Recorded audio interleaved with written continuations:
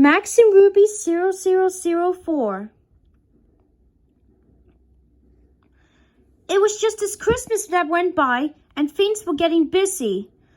I had to start buying presents for the whole family. I had just finished shopping, but I still needed to grab a present for my little cousin. She is not very hard to shop for since my cousin is 4. She likes things like Peppa Pig and My Little Pony. She really liked, and I say liked for a reason, Max and Ruby. So when I decided to go looking for a present, I figured something like a Max and Ruby DVD would have been perfect, since she liked to watch it on a daily basis. However, Christmas meant that most of the online DVDs were sold out on most places. I went to look on eBay as well, but figured I could not trust what conditions the DVDs would have been in, so I was stuck in the rut for a while until that package arrived. I was at home still scrolling for a stupid DVD until I heard the sound of something being pushed into my letterbox.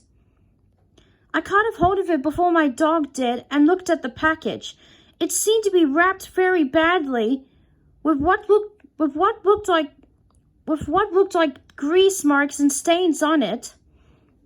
Naturally, as anyone would, I decided to open the package. Inside was something that I could not explain. It was a Max and Ruby DVD, but I have never seen one like it online. It was like some little kid had drawn on the front cover with a marker. The title was just Max and Ruby, with what looked like a poorly drawn illustration of Max and Ruby on the front. There were no names or anything, but on the back it had a list of 4 episodes, all with blunt titles. Episode _ 0001, episode _ 0002, episode _ 003, and episode _ 004. I quickly gave the DVD a watch over. To my surprise, all the episodes were in perfect quality and seemed to have no flaws. It was as if it was a real DVD, just with a homemade cover. The only thing I thought appeared odd was the episode selection screen. The episodes had names, but they were all titled Max and Ruby 1, with the numbers being changed as it went down the list. The actual selection screen was just a plain white screen with black text and nothing else. After giving it much thought, I decided to change the cover to something a little nicer by printing out a DVD cover that I found on Google and tracked down the names of the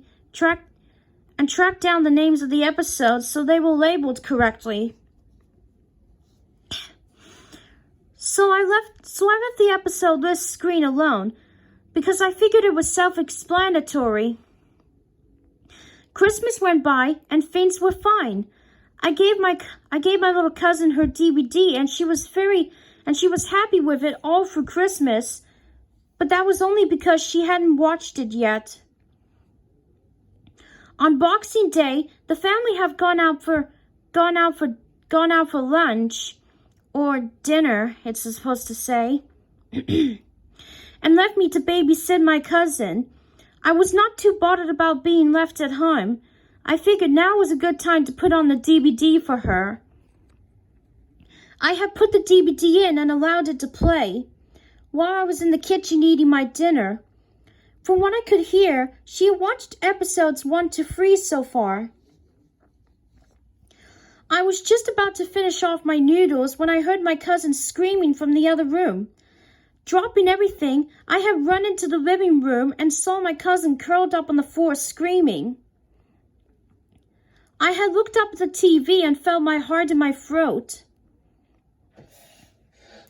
What I caught a glimpse of was one of the most horrifying things I have ever seen. It was what appeared to be a frame of Max and Ruby standing next to each other in complete darkness. But what made it so horrible was their lack of faces. They had lost their noses and mouths, and their eyes were replaced with big black holes. The colors were a disgusting blood red, and there was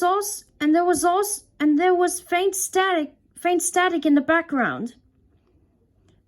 The sound was replaced with what sounded like the Max and Ruby theme playing in backwards. With the faint sound of static in the mix of it all. It had to be the most disturbing thing I have ever seen. And it must have been on screen for at least 20 seconds before the screen went black and our television set turned off, which alone was weird because TVs don't usually turn off by themselves. I was able to calm my cousin down, telling her it wasn't real, and she had just had a nightmare as she had fallen asleep in front of the TV. However, I knew in my mind it was completely real. My parents had run me up and told me they were going to be out all night. So this was going to be the best opportunity to look at this DVD more closely. I didn't mention it to them. And as soon as they hung up, I grabbed the DVD before opening it on my laptop. As soon as it loaded, I noticed that episode _0004 had now been replaced with Rest in Peace, Mommy and Daddy, which sent a deep chill down my back. Since my cousin was now asleep, I plugged in my earbuds so she can sleep without having to hear anything. Normally an episode of Max and Ruby would feature 3 short stories, but this episode only had 1. It started off quite happy. Max and Ruby were playing tag in the garden, and their parents were on the porch watching them play. However, something was off. The sound was playing in reverse, and the parents' faces were that of sadness. It panted to the mother and father, and in the voice of deep sorrow, the father spoke. "It's such a shame," he sighed. It then cut short to the sound of static and a loud scream followed by the sound of 2 people choking. The sounds felt so real, it made me almost physically sick. The scene then switched to both Max and Ruby standing in front of what looked like a gravestone labeled, "Rest in Peace, Mommy and Daddy." The 2 of them had no faces. At this point, there was also no sound, apart from faint static. This scene remained on screen for about a minute and a half before it cut away to black. It then changed scene again, now showing Max and Ruby sitting in Ruby's room. Both of them were sobbing. The sobs were so realistic and heart-wrenching that it sounded like it was recorded from a real person moaning. What happened next was probably the most disgusting yet saddest thing I have ever witnessed. The scene had changed to Max sitting in his room. He was standing on the chair with a noose hanging from the ceiling. He had placed the noose around his neck. My computer scene faded to black as the static got louder. Almost instantly, it then cut to Ruby walking in on her brother. She let out a horrific scream as the background turned black. The camera was panned on her face as the sound of a chair being kicked and the same choking from before began to play. The picture of Ruby's face stayed on screen for a good 5 minutes. This time her eyes had returned as the same gaping holes. Ruby then started crying, and as before, there were no other facial features. The static slowly grew louder and drowned out the sound of her cries. The scene cut to black with the loud static. When the scene returned, Ruby was standing, now on her own, in the garden by 2 gravestones. One was labeled, "Rest in Peace, Mommy and Daddy," and the other, "Rest in Peace, Brother."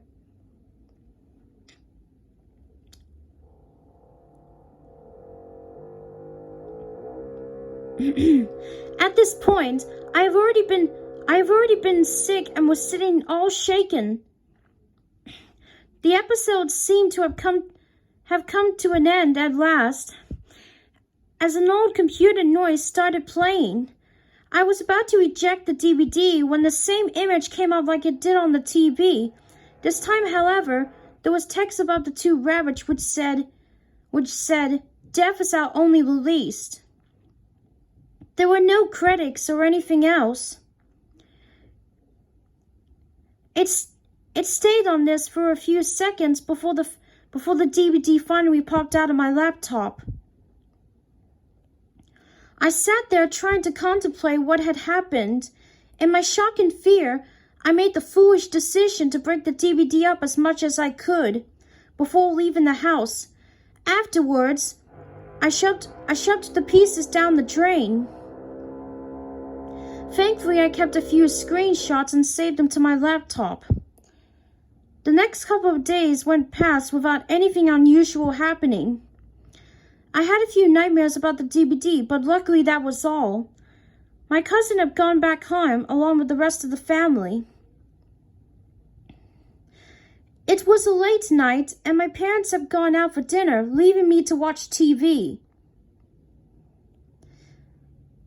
I heard what sounded like someone